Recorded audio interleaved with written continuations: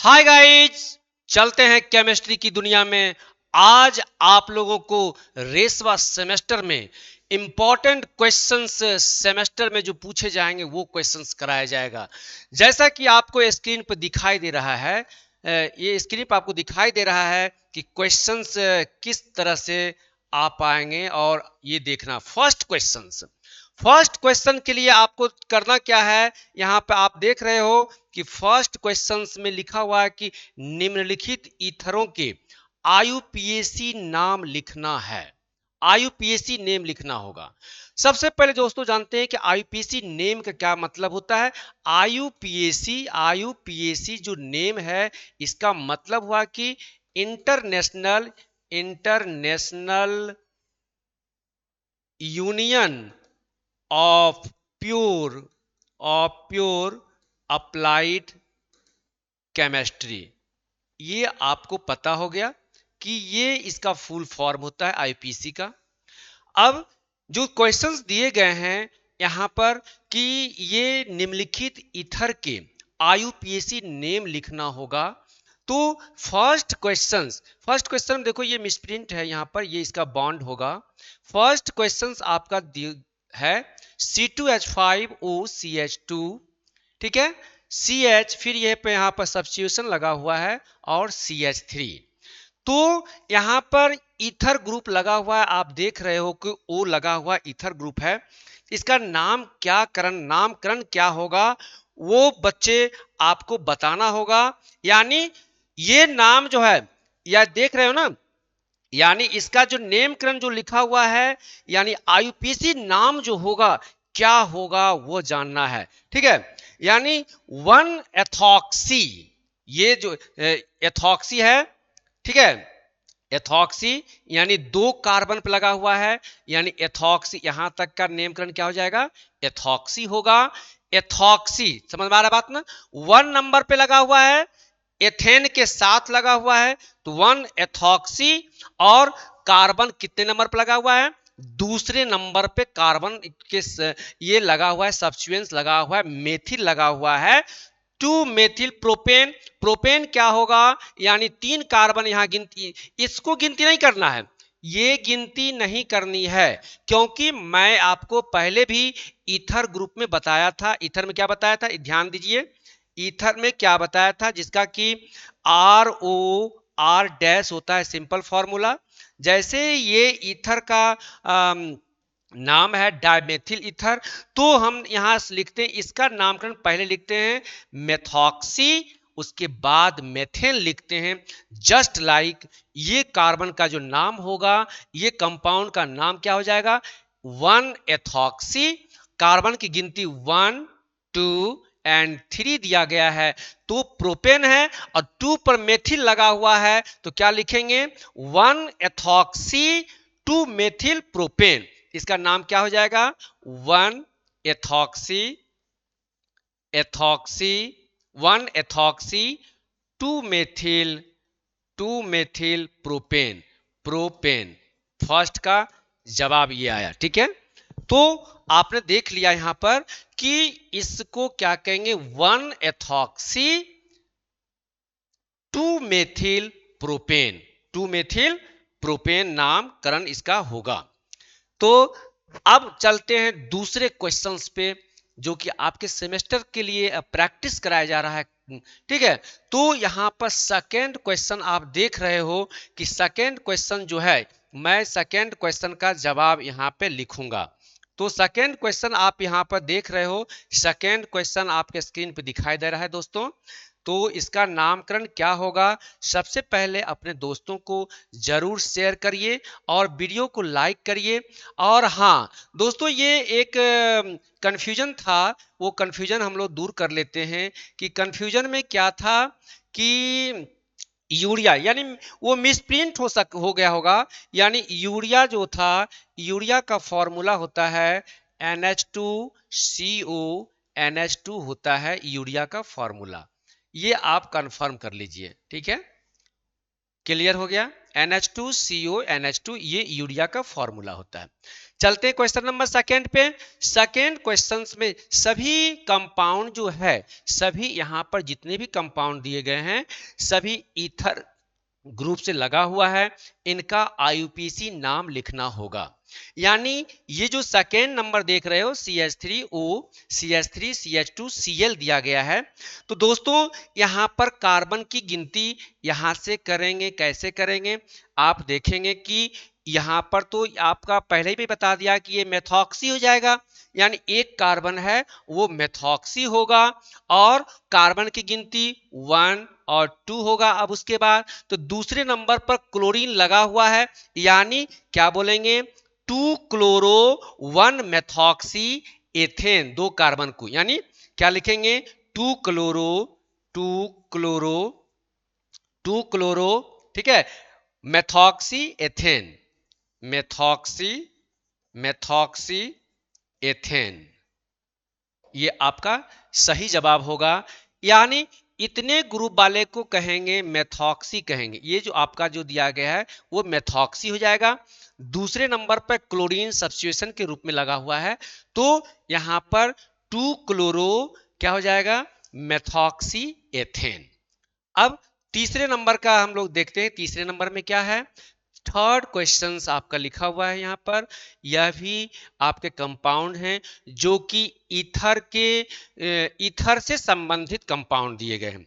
इनका जो लिखा जाएगा, इनका जो IUPAC नाम इनको बताया जाएगा, इनका क्या नाम होगा वो आपको जानना होगा। ठीक है, तो दोस्तों चलते हैं इनके नामकरण के लिए क्या करेंगे, यानी ये नामकरण क्या होगा। यानी यहाँ पर नाइट्रो लिखा हुआ है, वो नाइट्रो क्या होगा, यानी 4 नाइट्रो एनिसोल, 4 नाइट्रो एनिसोल होगा इसका नाम। 4 nitro 4 nitro nitro anisole anisole, यानी इसका फोर्थ के sorry third number question, third number जो क्वेश्चंस जो आपका दिया गया है, थर्ड नंबर क्वेश्चंस का जवाब क्या होगा 4 nitro anisole, 4 nitro anisole. Clear हो गया। अब चलते हैं एक नया तरह के कंपाउंड आपको दिखाई दे रहा है, यह रिंग टाइप में कंपाउंड है।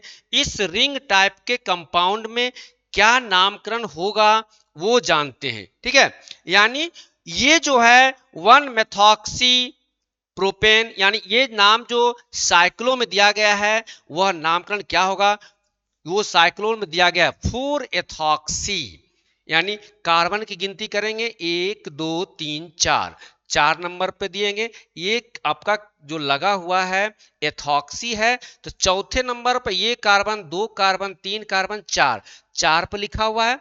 चौथे का जो आंसर होगा वो क्या आंसर आपका होगा 4 एथॉक्सी, यानी चौथे नंबर पे एथॉक्सी है तो 4 लिखेंगे एथॉक्सी, 4 एथॉक्सी।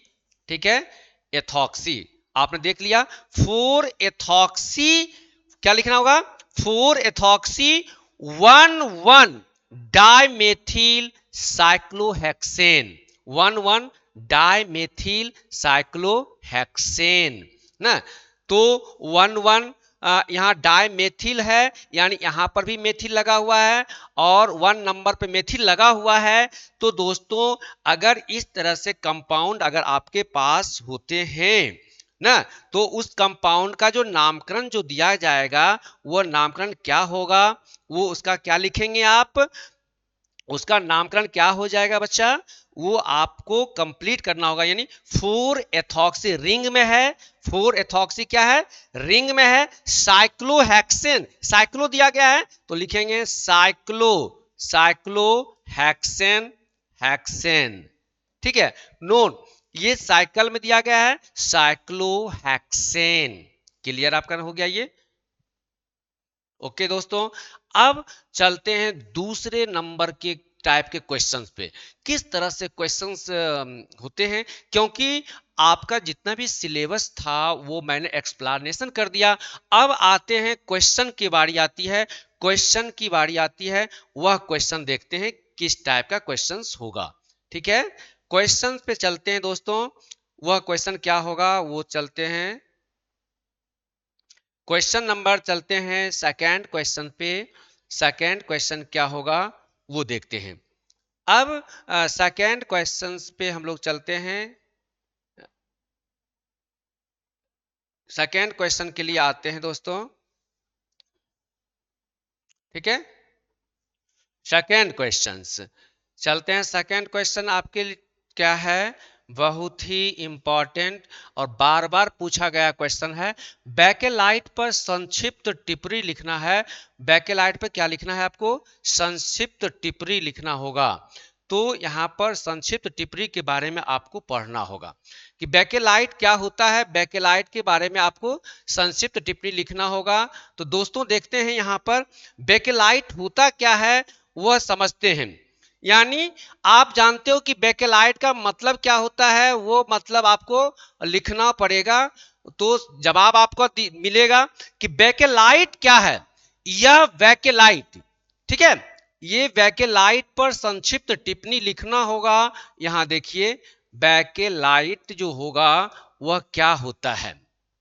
ठीक है, यानी यह फिनॉल तथा फॉर्मल्डिहाइड की अम्ल या क्षार, ध्यान रखिएगा, यह फिनॉल तथा क्या होता है, फॉर्मल्डिहाइड की अम्ल या क्षार उत्प्रेरक की उपस्थिति में जब इसको संघनन द्वारा बहुलीकरण किया जाता है तब जाकर यह बैकेलाइट तैयार होता है। लिखेंगे इसका आंसर जो होगा बिल्कुल सिंपल तरीके से, यानी फिनॉल तथा क्या, फॉर्मल्डिहाइड ना, फिनॉल तथा क्या होगा, फॉर्मल्डिहाइड। ये आपका फिनॉल तथा फॉर्मल्डिहाइड, फॉर्मल्डिहाइड, ठीक है, फिनॉल तथा फॉर्मल्डिहाइड को क्या करना होता है, अम्ल या क्षार उत्प्रेरक की उपस्थिति में, है ना। कैटलिस्ट किसका होगा, यानी अम्ल या क्षार उत्प्रेरक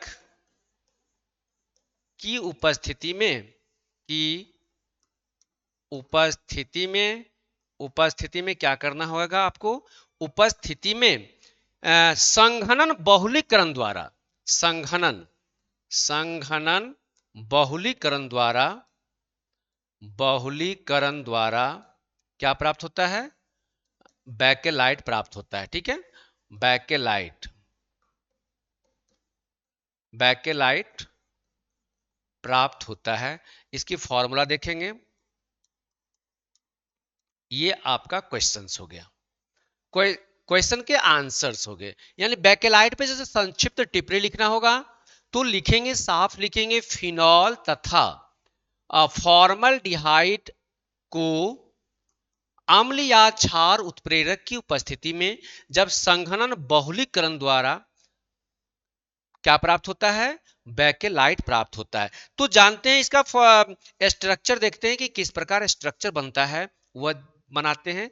ये आपका फिनॉल हो जाएगा, ये फिनॉल आपका है, और साथ ही साथ क्या है, फॉर्मल्डिहाइड आपका है, फॉर्मल्डिहाइड HCHO, फॉर्मल्डिहाइड हो गया।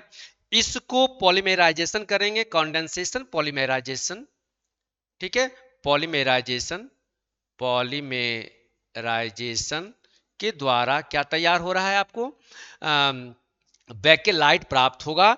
तो सबसे पहले ये दो तरह के कंपाउंड तैयार करेंगे, एक होगा आर्थो और एक होगा पैरा, एक होगा आर्थो और दूसरा क्या होगा, पैरा होगा। यानी आर्थो जो होगा वो हाइड्रोक्सी मेथिल फिनॉल होगा, आर्थो हाइड्रोक्सी मेथिल फिनॉल होगा। तो वो तैयार करते हैं, देखो आर्थो क्या बनता है, यह आपका आर्थो बनेगा। यानी मैंने बताया था कि इस जगह पे आर्थो, मेटा और पैरा होता है। यहां पर मैंने क्या बताया कि आर्थो हाइड्रोक्सी मेथिल फिनॉल, ठीक है, ये नाम जो हो गया ortho hydroxy, hydroxy methyl phenol, phenol. यहां पर आप देखेंगे फिनॉल क्या है इसका, ठीक है, यानी इस कंपाउंड का नामकरण हो गया ortho, O for ortho, ortho hydroxy methyl phenol तैयार हुआ आपका। और दूसरा बनेगा इसी तरह से मेटा तैयार होगा, मेटा बने, क्या बनेगा, मेटा बन जाएगा, यानी ये कंपाउंड आपका पैरा, सॉरी पैरा बनेगा आपका, ये आपका पैरा तैयार हो रहा है, ये CH2OH, ये आपका पैरा। क्लियर हो गया बच्चों, यानी इसको लिख सकते हो यहां पर para hydroxy, hydroxy methyl phenol, methyl phenol.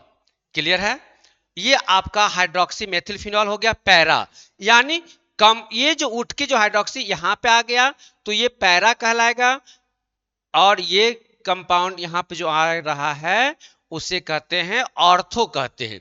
तो सबसे पहले जानते हैं कि फिनॉल, ये फिनॉल आपका है, फिनॉल को जब हम किससे गर्म करते हैं, किसके साथ, फॉर्मल्डिहाइड के साथ जब गर्म करते हैं, किसकी उपस्थिति में, अम्ल या क्षार उत्प्रेरक की उपस्थिति में, जब संघनन बहुलीकरण द्वारा हमें क्या प्राप्त होता है, आपको बेकेलाइट प्राप्त होता है। तो यहां पर रिएक्शन आपने देख लिया कि फिनॉल को फॉर्मल्डिहाइड को पॉलीमराइजेशन किया तो दो तरह के एरोमेटिक कंपाउंड प्राप्त हुए जिनका नाम है ortho para hydroxy methyl phenol.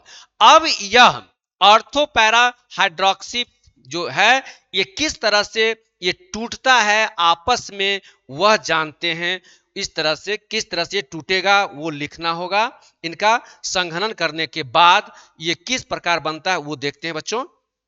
इसको इरेज करते हैं, इरेज करते हैं, देखो ये इरेज करने होने के बाद आपको पता चलेगा कि इसका कौन सा ये बेकेलाइट का क्या फॉर्मूला होता है। तो देखते हैं दोस्तों, यहां पर इसकी फॉर्मूला बेकेलाइट का आपने समझ में आपको आ गया होगा।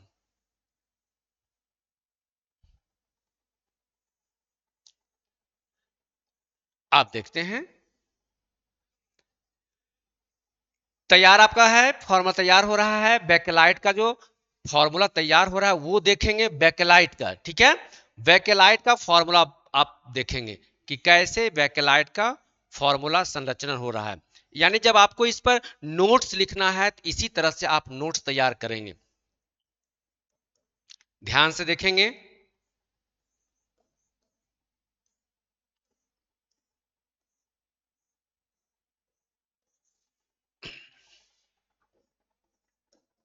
बेकेलाइट का फॉर्मूला तैयार हो रहा है,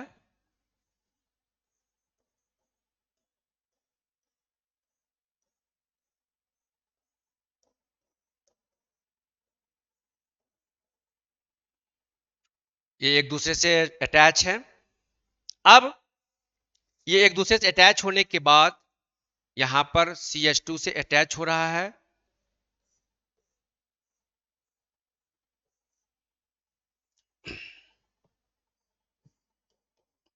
थोड़ा सा क्लिष्ट है, आप देखेंगे इसको कैसे इसको तैयार करते हैं हम लोग। तैयार करने के साथ साथ इसको देखना होगा कि किस प्रकार से वो एक दूसरे से अटैच हो रहा है, ठीक है। देख रहे हैं बच्चों किस प्रकार अटैच इस दूसरे से हो रहा है।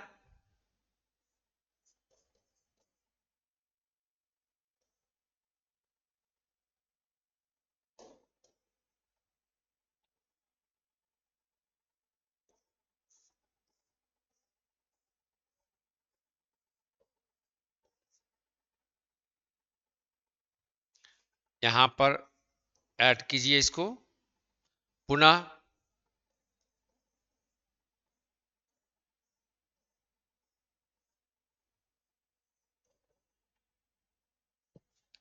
देख लिया।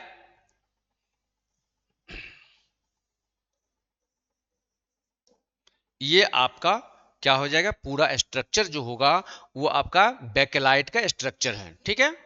ये बेकेलाइट का स्ट्रक्चर हो गया, ये पूरे बेकेलाइट का स्ट्रक्चर आपने देख लिया। इस तरह से इसका टिप्पणी जब लिखना लिखने के लिए कहेगा तो आप इसी तरह लिखेंगे। तो सबसे पहले समझेंगे, किस प्रकार समझेंगे कि जब फिनॉल को फॉर्मल्डिहाइड के साथ, ठीक है, अम्ल या क्षार उत्प्रेरक की उपस्थिति में जब इसको हम गर्म कर संघनन बहुलीकरण द्वारा जब इसे अभिक्रिया कराते हैं तो हमें बेकेलाइट प्राप्त होता है। और आपने यह भी देखा कि फिनॉल को जब फॉर्मल्डिहाइड के साथ रिएक्शन कराया, पॉलीमराइजेशन कराया, तो दो तरह के एरोमेटिक कंपाउंड प्राप्त हुए, जो कि उसका नाम था क्या नाम था, ऑर्थो हाइड्रोक्सी मेथिल फिनॉल, और दूसरा नाम था पैरा हाइड्रोक्सी मेथिल फिनॉल। और इन कंपाउंडों को पुनः अगर क्या किया गया, यानी बहुलीकृत किया गया, तो हमें क्या प्राप्त हो गया, बेकेलाइट प्राप्त हो गया। क्या प्राप्त हो गया आपको, बेकेलाइट ये प्राप्त हो गया। ठीक है, यही आपका कंपाउंड था। तो उसके बाद आप देखते हो कि बेकेलाइट का उपयोग कहां होता है। इनका उपयोग जो होता है कंघियों, फोनोग्राफ, विद्युत रिकॉर्डर के रूप में भी तैयार होते हैं। और इनका यूज यानी यूज जो होगा यह किसमें होगा, कंघी बनाने में। कंघी जो हम लोग बाल को संवारते हैं, वो कंघी बनाने में यूज होता है। इलेक्ट्रॉनिक जो सामान होते हैं, टेप रिकॉर्डर जो होते हैं, इलेक्ट्रॉनिक सामान में भी यूज किए जाते हैं। ठीक है, इलेक्ट्रॉनिक मटेरियल्स में यूज किए जाते हैं। ठीक है, तो अब चलते हैं नेक्स्ट क्वेश्चन पे। नेक्स्ट क्वेश्चन क्या होता है वो देखते हैं। ठीक है, नेक्स्ट क्वेश्चन आप देखोगे कि किस तरह से क्वेश्चंस आ रहा है। तो चलते हैं नेक्स्ट क्वेश्चन पे। अब नेक्स्ट क्वेश्चन हमारा क्या है, वाओ, नेक्स्ट क्वेश्चंस आपके एग्जाम के देखते हुए किया गया है। वह क्वेश्चन आपका है फिल इन द ब्लैंक्स भी आते हैं। Fill in the blanks very very important questions जो दिया गया है, उसमें फिल इन द ब्लैंक्स भी क्वेश्चंस के रूप में होते हैं, जो कि आपके स्क्रीन पर वो क्वेश्चंस दिखाई दे रहे हैं। वो क्वेश्चन क्या होगा वो आपको देखना होगा। ठीक है, तो पहला क्वेश्चंस आप देख रहे हो बच्चों कि पहला क्वेश्चंस आपके टेबल पे लिखा हुआ है। वह क्वेश्चन क्या है वो साफ साफ दिखाई दे रहा है आपको। तो पहले क्वेश्चन में आप देखते हो कि क्या लिखा हुआ है। पहला क्वेश्चन आपका है कि डैश ब्यूटाइन तथा स्टायरीन का सहबहुलक होता है। ठीक है, सहबहुलक होता है पहला क्वेश्चन। यानी सभी क्वेश्चंस इंपॉर्टेंट होते हैं, बट फर्स्ट क्वेश्चन जो होता है किसी भी पेपर में, वो आपका पहला क्वेश्चन होता है, महत्वपूर्ण होता है, और उसी से हम लोग देखते हैं कि क्या हम लोग कर पाते हैं कि नहीं। ठीक है, तो यहां पर लिखा है कि डैश ब्यूटाइन तथा स्टायरीन, ये ब्यूटाइन कह रहा है, और स्टायरीन जो कि सहबहुलक होते हैं, उसका क्या नाम होता है। उसका नाम होता है ब्यूना एस। यानी इस पे क्या लिखाएगा, ब्यूना एस होगा। यह आपका आंसर सही है, ब्यूना एस। ब्यूना एस को थोड़ा सा हम मॉडिफाइड करते हैं ब्यूना एस के बारे में कि ब्यूना एस क्या होता है। यानी ब्यूना एस ये क्या होता है, ब्यूना एस क्या है, कौन सा कंपाउंड, इसका नामकरण क्या हो सकता है, केमिस्ट्री में इसका नामकरण क्या हो सकता है वो जानते हैं। तो ब्यूना एस को कहते हैं ब्यूटाडाइन स्टायरीन कोपॉलीमर। इसका जो नाम होगा वह क्या होगा, ब्यूटाडाइन। ठीक है, ब्यूटाडाइन स्टायरीन लिख देता हूं यहां पर, ब्यूटाडाइन स्टायरीन। ब्यूटा क्या लिखा आपने, ब्यूटाडाइन स्टायरीन कोपॉलीमर, कोपॉलीमर। ठीक है, कोपॉलीमर्स लिखेंगे इसको यहां पर, पॉलीमर्स ये नाम होता है। यानी ये इस पे जो भराए, मतलब इस पे जो फिल इन द ब्लैंक्स करेंगे वो ब्यूना एस होता है। तो ब्यूना एस को केमिस्ट्री में क्या कहते हैं, ब्यूटाडाइन स्टायरीन को पॉलीमर्स कहते हैं। और इसी को कहते हैं, ब्यूना एस को एस बी आर के नाम से भी जानते हैं। SBR के नाम से भी जानते हैं। किसको SBR के नाम से जानते हैं? ये ब्यूना एस को SBR के नाम से भी जानते हैं। SBR क्या होता है? S for styrene, B for होता है ब्यूटाडाइन और R फॉर रबर। यानी आप देखेंगे S फॉर क्या हो जाएगा? स्टायरीन, स्टायरीन, और B फॉर क्या हो जाएगा आपका? Butadiene, butadiene. क्या लिखेंगे? ब्यूटाडाइन, डाइन, और आर फॉर जो होता है वो रबर होता है। ये आपका नाम हो गया। यानी आप एक नाम को कई माध्यम से आपने देखा कि ब्यूटाइन तथा स्टायरीन का सह बहुलक होता है वो ब्यूना एस होता है, जिसे केमिकल नेम के रूप में ब्यूटाडाइन स्टायरीन को पॉलीमर के नाम से जानते हैं। इसी को SBR भी कहते हैं।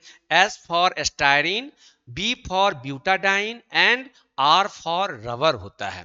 ठीक है दोस्तों, नेक्स्ट क्वेश्चन में आपका जवाब क्या होगा? सेकेंड क्वेश्चन लिखा हुआ है।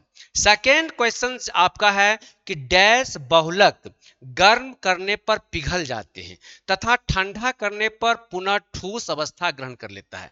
क्या होगा, हो सकता है? क्वेश्चन क्या होगा? यानी ताप शून्यमय, ताप क्या होता है? शून्यमय होगा। यानी इसका जो सही होगा आंसर होगा वो होगा ताप शून्यमय। ठीक है, ताप शून्यमय होगा इसका सही जवाब। ताप शून्यमय जो होगा, बहुलक गर्म करने पर पिघल जाते हैं और ठंडा करने पर पुनः ठोस अवस्था में हो जाते हैं। जिसे गर्म करने पर लिक्विड फॉर्म हो जाएगा और ठंडा होने पर वो ठोस हो जाएगा, सॉलिड फॉर्म हो जाएगा। यानी उसे कहते हैं ताप शून्यमय कहते हैं। ठीक है, ताप शून्यमय आपने समझ में आ गया आपको। अब थर्ड नंबर क्वेश्चन दिया गया, यानी फर्स्ट क्वेश्चन आपको क्लियर, सेकेंड क्वेश्चन क्लियर। प्राकृतिक रबर को 3.5% गंधक के साथ गर्म करने की प्रक्रिया डैश कहलाती है। यानी गंधक, गंधक मतलब क्या होता है? सल्फर।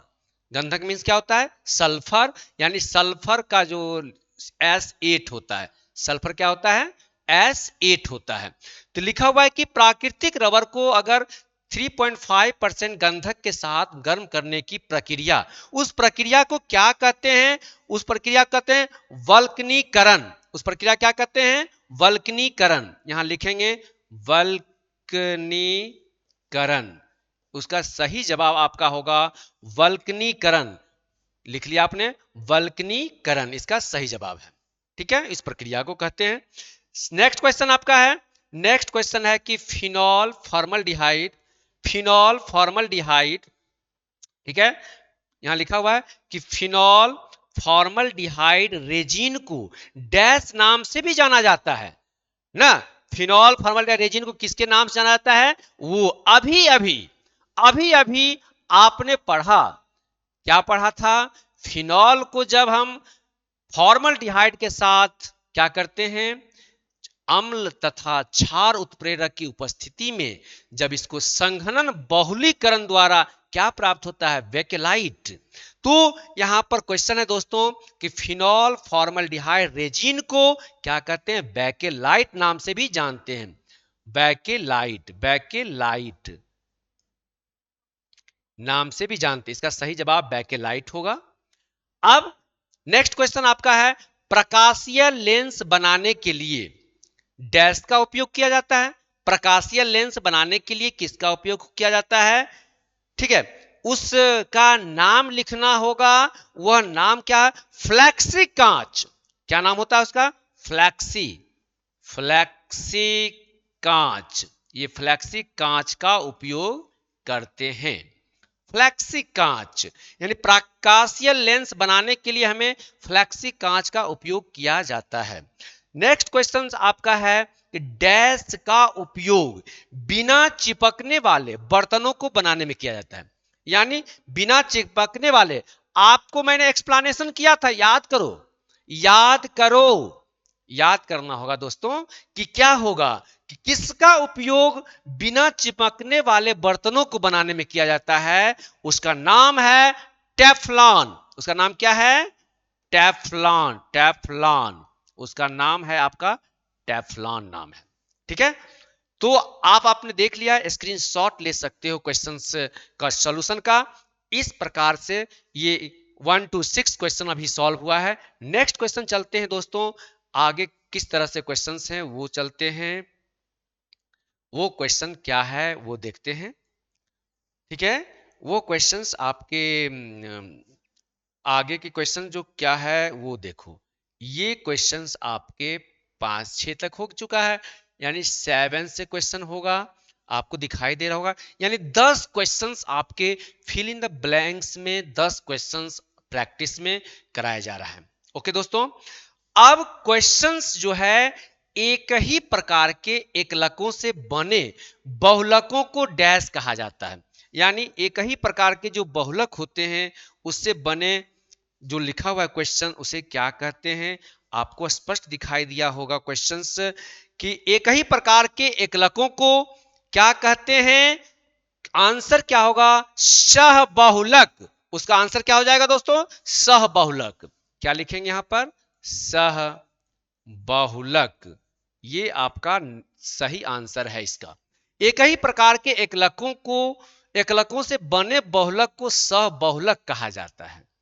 अब चलते हैं नेक्स्ट क्वेश्चन, आपका 8वां क्वेश्चन क्या है, स्टार्च नाइट्रेट। 8वां क्वेश्चन आपका क्या है, स्टार्च नाइट्रेट का उपयोग, स्टार्च नाइट्रेट का उपयोग, ठीक है, का उपयोग डैश के रूप में किया जाता है।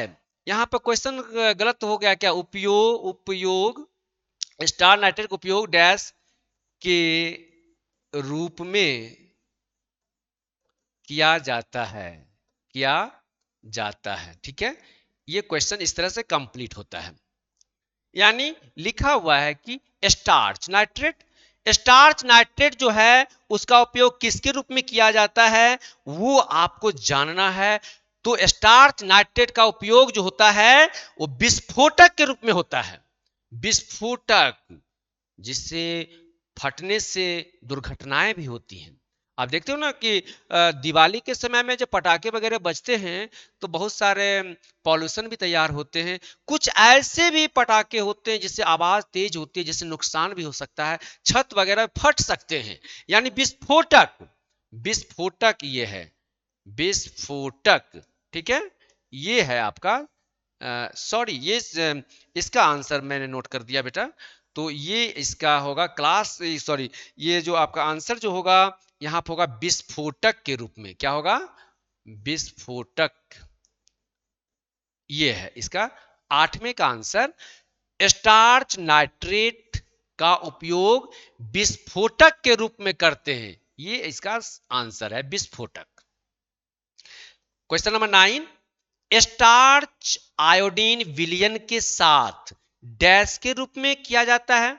क्वेश्चन आपको दिखाई दे रहा है, क्वेश्चन आपको दिखाई दे रहा है, स्टार्च नाइट्रेट जो है विलयन के साथ क्या होता है, किस रूप में दिखाई देता है, यानी उसका रंग कैसा होता है वो जानना है दोस्तों। रंग कैसा होता है, स्टार्च आयोडीन विलयन के साथ, स्टार्च आयोडीन विलयन के साथ डैश के रूप में किया जाता है, यानी डैश रंग के रूप में क्या होता है, वह रंग जानना है। वह रंग जो होता है नीला होता है। यानी क्वेश्चन स्टार्च आयोडीन विलयन के साथ नीला रंग के रूप में किया जाता है। क्वेश्चन में तो कुछ मिस्टेक हुआ है तो इसको आप माइंड नहीं करना है। ठीक है, रंग देता, किस रंग देता, क्वेश्चन होगा आपका स्टार्च आयोडीन विलयन के साथ कौन सा रंग देता है, स्टार्च आयोडीन विलयन के साथ डैश रंग देता। ये इसका आंसर का होगा, यहां रंग लिखा है, रंग देता है। मतलब ये क्वेश्चन कुछ मिसप्रिंट था कि स्टार्च आयोडीन जो होता है, और आयोडीन आप जानते हो आयोडीन जो होता है वो नीले कलर का होता है। ठीक है, आयोडीन जो होगा वो नीले कलर का होगा। स्टार्च आयोडीन विलयन के साथ क्या देता है, सही आंसर आपका है ब्लू, जिसे कहते हैं नीला कहते हैं, जिसे क्या कहते हैं, नीला कहते हैं। ये पता चल गया आपको। अब उसके पास चलते हैं क्वेश्चन नंबर 10 पे। क्वेश्चन नंबर 10 क्या है, ग्लाइकोजन जंतु कोशिकाओं में मुख्यतः डैश तथा डैश में पाया जाता है, डैश तथा डैश में पाया जाता है। ठीक है, आप ये जान, ग्लाइकोजन जंतु कोशिकाओं में, यानी ग्लाइकोजन जो है ये जंतु कोशिकाओं में यानी एनिमल सेल में मुख्यतः किसके किस में पाया जाता है, तो यह होगा आपका यकृत तथा मांसपेशी। यकृत, यकृत तथा मांसपेशी, ठीक है, मांसपेशी के रूप में पाया जाता है। सही जवाब आपने देख लिया, यानी इसका आंसर यकृत होगा और क्या होगा, मांसपेशी होगा। यकृत का मतलब लीवर, यकृत का मतलब क्या होता है, लीवर होता है, और मसल्स ना, यानी ग्लाइकोजन जो है यह एनिमल सेल में लीवर तथा मसल्स में पाया जाता है। क्लियर हो गया दोस्तों। अब चलते हैं नेक्स्ट क्वेश्चन क्या आता है वो देखते हैं। नेक्स्ट क्वेश्चन आप देखो किस टाइप के क्वेश्चंस हैं। नेक्स्ट क्वेश्चन देखते हैं। ओ अभी और है 15 क्वेश्चंस ना, यानी क्वेश्चन आपके यहाँ पर लिखा हुआ कि क्वेश्चन क्या है वो आपने देख लिया।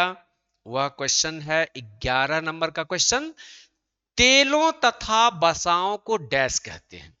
यानी तेल और वसाओं को क्या कहते हैं वो आपको बताना होगा दोस्तों। वह है लिपिड। वह क्या होता है, लिपिड। लिपिड यानी यह इसका सही जवाब होगा। तेल तथा वसाओं को लिपिड कहते हैं। तेल तथा वसा को क्या कहते हैं, लिपिड कहते हैं। दूसरा नंबर क्वेश्चन है यानी 12 क्वेश्चन, शेविंग क्रीम तथा शैम्पू बनाने में डैश का प्रयोग किया जाता है। दाढ़ी बनाते हो ना, दाढ़ी बनाने में जो साबुन का यूज होता है जिसमें बहुत सारे फैन उत्पन्न होते हैं, दाढ़ी बिल्कुल सॉफ्ट मुलायम हो जाता है, और फिर आप क्या करते हो, ब्लेड लगाकर ना बिल्कुल आसानी से उसको साफ करके एकदम बिल्कुल चिकना बन जाते हो। तो और शैम्पू, शैम्पू जो होता है बाल को सिल्की बनाने के रूप में काम किया जाता है, और जब लगाते हो तो आपके बाल सिल्की हो जाते हैं। तो ये शेविंग क्रीम तथा शैम्पू बनाने में किसका प्रयोग होता है, किसका प्रयोग होता है, वह आपको जानना है। पोटासियम साबुन का। किसका प्रयोग होता है, पोटासियम साबुन का प्रयोग होता है। ठीक है, ये आंसर होगा यहां पर पोटेशियम, पोटेशियम साबुन का प्रयोग होता है। ध्यान से इसको नोट कर लीजिए, ये आपका सही जवाब है ना। क्लियर हो गया दोस्तों। पोटेशियम साबुन का प्रयोग होता है शेविंग क्रीम तथा शैम्पू बनाने में। आप तो देखते हो कि शेविंग क्रीम के लिए जो साबुन होते हैं लगा के एकदम बिल्कुल फैन फैन हो जाता है, और आपका जब उस पर रेजर जब यूज करते हो ब्लेड, बिल्कुल आपके चिकने हो जाते हो। शैम्पू लगा के आपके बाल बिल्कुल सिल्की हो जाता है, तो वह आपके क्या है, पोटासियम होता है, उसमें पोटासियम का प्रयोग किया जाता है। ठीक है, अब तो question number next 13, dynamite dash का नाइट्रोजनी यौगिक है। डायनामाइट, डायनामाइट किसका है वो आपको बताना है। डायनामाइट क्या होगा, डायनामाइट डैश का नाइट्रोजनी यौगिक है, यह है ग्लिसरॉल का। यह क्या है, ग्लिसरॉल का, ग्लिसरॉल, ग्लिसरॉल का किसका यूज होता है, ग्लिसरॉल का यूज करते हैं। ठीक है, ग्लिसरॉल का यूज होता है। डायनामाइट में ग्लिसरॉल का नाइट यूज होता है, जो कि एक नाइट्रोजनी कंपाउंड होते हैं, नाइट्रोजनी कंपाउंड होते हैं। अब चलते हैं क्वेश्चन नंबर 14। क्वेश्चन नंबर 14 क्या हो कि वार्निश की गई सतह का रंग डैश होना चाहिए। आप जानते हो वार्निश जो घरों में आपके जो बेड हैं, चेयर हैं, टेबल हैं और दरवाजे वगैरह होते हैं, उस पर वार्निश किया जाता है। तो वार्निश की गई सतह का रंग जो होता है बिल्कुल क्या होता है, क्या होता है, अस्थाई होता है। क्या होता है, अस्थाई। ये इसका सही जवाब है इसका। अब है सीमेंट पेंट को सफेद सीमेंट तथा डैश तथा रंगीन वर्णक मिलाकर बनाते हैं। क्या बनाते हैं, आपको पता है, बिल्कुल पता है, रंगीन वर्णक मिलाकर बनाते हैं, रंगीन वर्णक। सीमेंट पेंट को सफेद सीमेंट, आपको पता है क्या पता है भाई? आप जानते हो कि कई बार बताया हो कि चूने का पानी तो जान रहे हो, चूने का पानी यानी कैल्शियम हाइड्रोक्साइड, कैल्शियम हाइड्रोक्साइड होता है। तो थोड़ा सा चलते हैं, यानी चूना और ये कली चूना, कली चूना, उसके बाद चूना पत्थर, चूना पत्थर, और उसके बाद है बूझा हुआ चूना, बूझा चूना, जिसे चूने का पानी भी कहते हैं। कली चूना का मतलब कैल्शियम ऑक्साइड, चूना पत्थर का मतलब कैल्शियम कार्बोनेट, और बूझा चूना का मतलब होता है कैल्शियम हाइड्रोक्साइड होता है। ठीक है, इसे चूने का पानी भी कहते हैं, बुझा चूना को चूने का पानी भी कहा गया है। कली चूना जो होता है, ये हम लोग जब उसमें चूने पत्थर को जब डालते हैं तो वो खौलने लगता है, गर्म होने लगता है, और जब वो ठंडा हो जाता है तो ऊपर का जो सतह बनता है पानी के रूप में, वह चूने का पानी कहलाता है, यानी कैल्शियम हाइड्रोक्साइड होता है। यानी सीमेंट पेंट को, सफेद सीमेंट क्या होता है, चूने का पानी तथा रंगीन वर्णक मिलाकर बनाते हैं। तो आपका ऑब्जेक्टिव क्वेश्चंस में जो फिल इन द ब्लैंक्स का जो था वह कंप्लीट होता है। ठीक है, तो चलते हैं दोस्तों, नेक्स्ट क्वेश्चन आपका क्या होता है वो चलते हैं। नेक्स्ट क्वेश्चन की बारी क्या है, अब देखते हैं ओ अब आ गया है बहुविकल्पी क्वेश्चंस। बहुविकल्पी क्वेश्चंस हैं, बहुविकल्पी क्वेश्चंस में देखते हैं कि आपको नंबरिंग बताना होगा, सिर्फ फटाफट नंबर आपको बता देंगे, नंबर आपको बताना होगा। और वह क्या है, एक रेजिन पॉलीथीन किसके बहुलीकरण से प्राप्त होता है।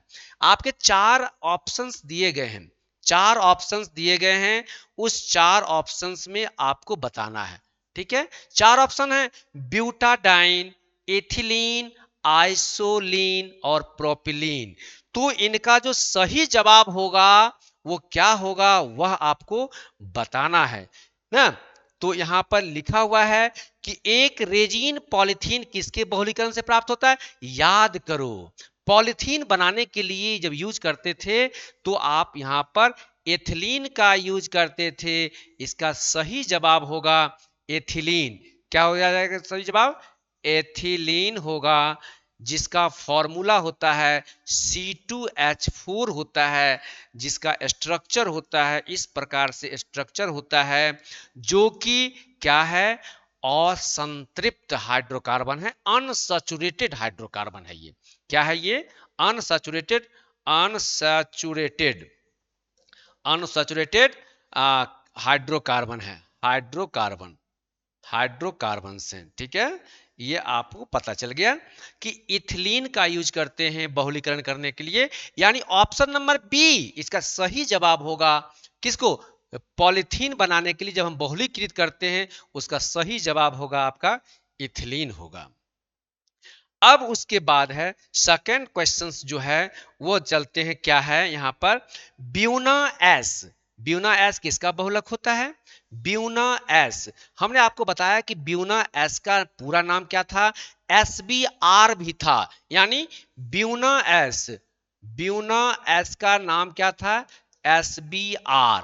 एस का मतलब स्टायरीन, स्टायरीन, और बी का मतलब क्या था, बी का मतलब क्या था, ब्यूटाडाइन, बी का मतलब क्या था, ब्यूटाडाइन, और आर का मतलब क्या था, रबर था। ये SBR को ही ब्यूना एस कहते हैं, SBR को ही ब्यूना एस कहते हैं। और केमिकल नेम भी मैं बताया था, ब्यूटाडाइन स्टायरीन को पॉलीमर्स के नाम जानते हैं। अगर हम IUPAC नेम के माध्यम से लिखते हैं तो यानी उसको लिखते हैं 1,3 ब्यूटाडाइन स्टायरीन, यानी क्या हो जाएगा 1,3 ब्यूटाडाइन, ब्यूटाडाइन स्टायरीन, स्टायरीन। इसका IUPAC नेम हो जाएगा ना ब्यूना एस का, जिसे SBR के नाम से भी जानते हैं। तो चलते हैं क्वेश्चन, ब्यूना एस किसका बहुलक है, ब्यूना एस किसका बहुलक है, वो चलते हैं, वो किसका है, ब्यूटाडाइन तथा स्टायरीन का। देखो, ब्यूटाडाइन तथा स्टायरीन का, ये ऑप्शन नंबर ए, यानी ब्यूटाडाइन तथा स्टायरीन जो यहां पर है, यह आपका सही जवाब होगा, क्योंकि आप ब्यूना एस के बारे में समझ गए हैं कि इसमें ब्यूटाडाइन और स्टाइरिन होते हैं। तो ऑप्शन में अगर ब्यूटाडाइन स्टाइरिन है तो आप समझ जाना कि यह आंसर सही होगा, और इसका सही जवाब आपका है ब्यूटाडाइन तथा स्टाइरिन। अब दोस्तों सेकेंड क्वेश्चन में चलते हैं। सेकेंड क्वेश्चन क्या है, नेक्स्ट यानी question number third. Question number third जो होगा वो देखते हैं क्या है। यहाँ पर क्वेश्चन नंबर थर्ड लिखा हुआ है। क्वेश्चन नंबर थर्ड जो है वो वेरी आपको दिखाई दे रहा होगा। यहाँ पर है कि नायलॉन में प्रयुक्त कच्चा माल क्या है। नायलॉन, नायलॉन में क्या कच्चा यानी रॉ मटेरियल के रूप में नायलॉन में क्या प्राप्त होते हैं वो लिखना है। ठीक है, यहाँ पर कई ऑप्शंस दिए गए हैं, इस ऑप्शंस में ही चूज करना है कि नायलॉन में जो रॉ मटेरियल होते हैं उसका सही जवाब है आपका एडेपिक अम्ल। एडेपिक एडेपिक एसिड होता है, यानी एडेपिक अम्ल जिसे कहते हैं वह आपका सही जवाब है। ठीक है, अब है ताप सुन्नमय बहुलक है। ताप सुन्नमय बहुलक है क्या? ताप सुन्नमय बहुलक क्या है? Bakelite, polythene, nylon, rubber. दोस्तों इसका सही जवाब जो होगा वह होगा आपका पॉलीथीन होगा। सही जवाब क्या होगा आपका?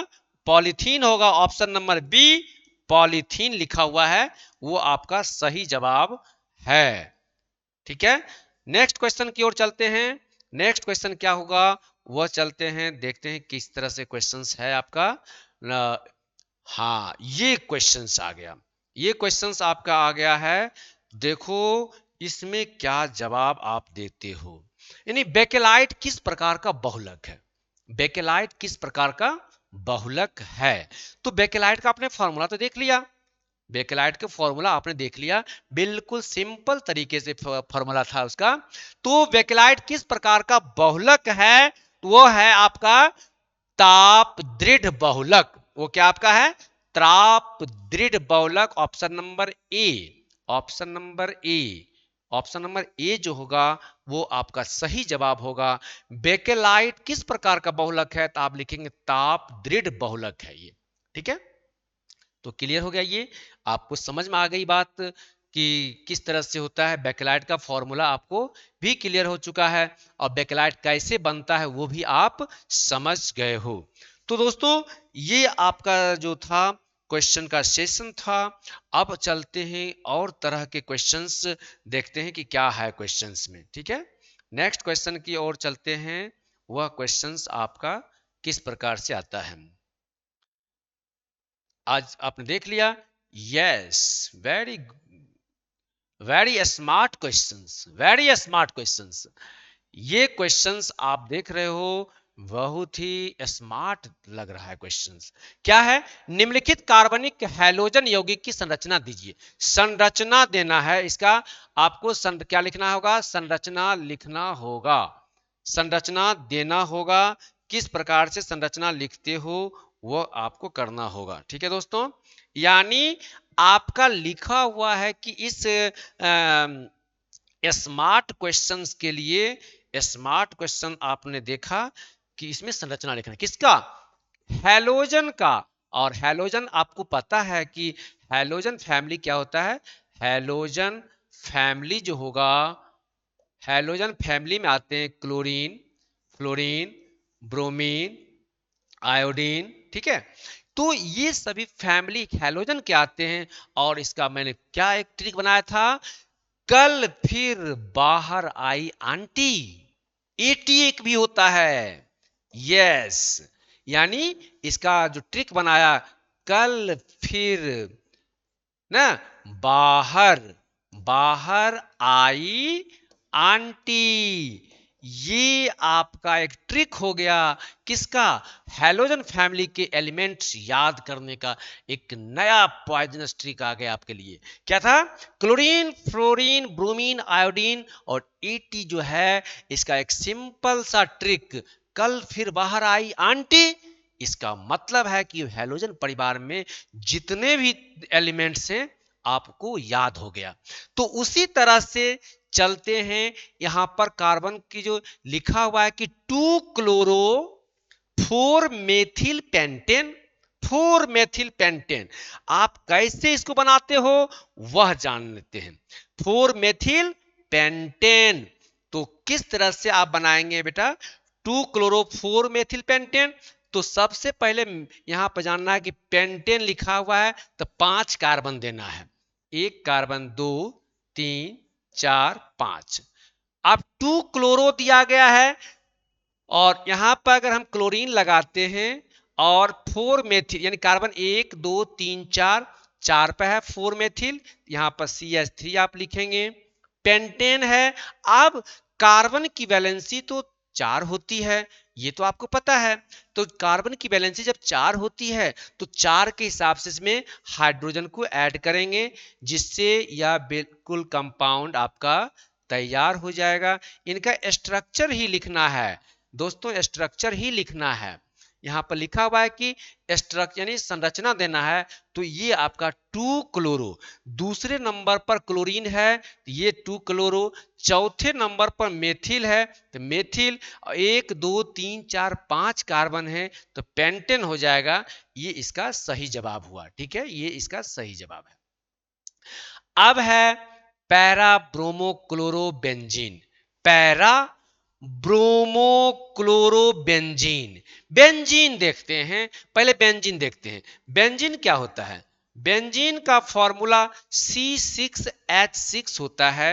स्ट्रक्चर फॉर्मूला में हम इस तरह से बना के लिख सकते हैं और इस तरह से भी लिख सकते हैं, कोई डाउट नहीं होगा। अल्टरनेट इसमें एक बॉन्ड लगा देना है, ये लिखें या ये लिखें, ठीक है। या स्ट्रक्चर जब लिखना होगा तो ऐसे भी लिख सकते हो, ये कार्बन को इस तरह से सजा देंगे यहां पर और इस तरह से लिखेंगे, अल्टरनेट बॉन्ड लगा देंगे और यहां पर सबके साथ हाइड्रोजन को ऐड कर देंगे। तो यह आपका बेंजीन का स्ट्रक्चर फॉर्मूला हो जाएगा। क्लियर है दोस्तों, ये बेंजीन होता है। अब चलते हैं इसके आईपीसी नेम लिखने के लिए। आईपीसी नेम तो समझ में आ गया बच्चों, मैं इसको इरेज कर रहा हूं। तो क्वेश्चन आप देख लो, क्वेश्चंस आपका दिया गया है, उस क्वेश्चन के माध्यम से आपको कराना है। ये देखना है क्या क्वेश्चंस हैं, तो चलते हैं। यानी para, P for para, P for क्या होगा? Para bromo chloro benzene, bromo भी है, क्लोरो भी है और वह बेंजीन भी है। यानी इसका स्ट्रक्चर जो बनेगा इस तरह से बनेगा, वह स्ट्रक्चर आप यहां लगाएंगे। क्या क्या? पैरा ब्रोमो है, माने पैरा पे ये अल्टरनेट बॉन्ड लगा दीजिए, अल्टर यहां पर क्लोरीन दे दीजिए, यहां पर ब्रोमीन दे दीजिए, तो दोनों एक, ये जो पैरा जो है वो ब्रोमीन के लिए भी शो कर रहा है, क्लोरीन के लिए भी शो कर रहा है। तो पैरा ब्रोमो क्लोरो और ये बेंजीन का स्ट्रक्चर है, तो ये बेंजीन हो जाएगा। क्लियर है? अब चलते हैं, नेक्स्ट क्वेश्चन आपका है 1 क्लोरो 4 एथिल साइक्लोहेक्सेन, साइक्लोहेक्सेन। तो ये साइक्लोहेक्सेन है, साइक्लोहेक्सेन में क्या होता है? तो हेक्सेन तो 6 तो बनेगा और साथ ही साथ क्या होगा, क्या होगा वहां पर? साइक्लोहेक्सेन यानी बनाए 1 क्लोरो लगाना है, एक इसमें क्लोरीन इस तरह बनाइए, ये आपका स्ट्रक्चर फॉर्मूला तैयार हुआ। ये साइक्लो, इसमें अल्टरनेट बॉन्ड नहीं लगाना है, अल्टरनेट बॉन्ड नहीं लगाना है दोस्तों। तो 1 क्लोरो 4 एथिल है, यहां कार्बन गिनती करें 1 2 3 4, तो यहां पर आपको देना पड़ेगा 4 देना पड़ेगा। 1 क्लोरो दे रहा है, 1 क्लोरो दे रहा है, आप 1 क्लोरो लगाइए, यहां पर आपने क्या लगा दिया? क्लोरीन। 1 क्लोरो हो गया, 1 2 3 4, यहां पर क्या लगाना हो? एथिल, यानी C2H5 लगा देंगे, तो ये हो जाएगा 1 क्लोरो 4 एथिल, चौथे नंबर पर है एथिल, और साइक्लोहेक्सेन है, ये रिंग में रहेगा और ये हेक्सेन के रूप में रहेगा, यानी 6 कार्बन है, 1 2 3 4 5 6, इसलिए इसे साइक्लोहेक्सेन कहा गया है। ठीक है, तो ये सेशन क्वेश्चन का सेशन समाप्त होता है। नेक्स्ट हम लोग कल मिलते हैं फिर क्वेश्चन के साथ, इसकी जो रिमेनिंग क्वेश्चन है उसके साथ मिलते हैं। तो आज के लिए दोस्तों यहीं पे समाप्त होती हैं। ठीक है, वीडियो को लाइक करना और कमेंट जरूर करना। तो इसी के साथ आज की समाप्ति होती है, फिर कल मिलते हैं। Bye students and thank you रेसवा सेमेस्टर।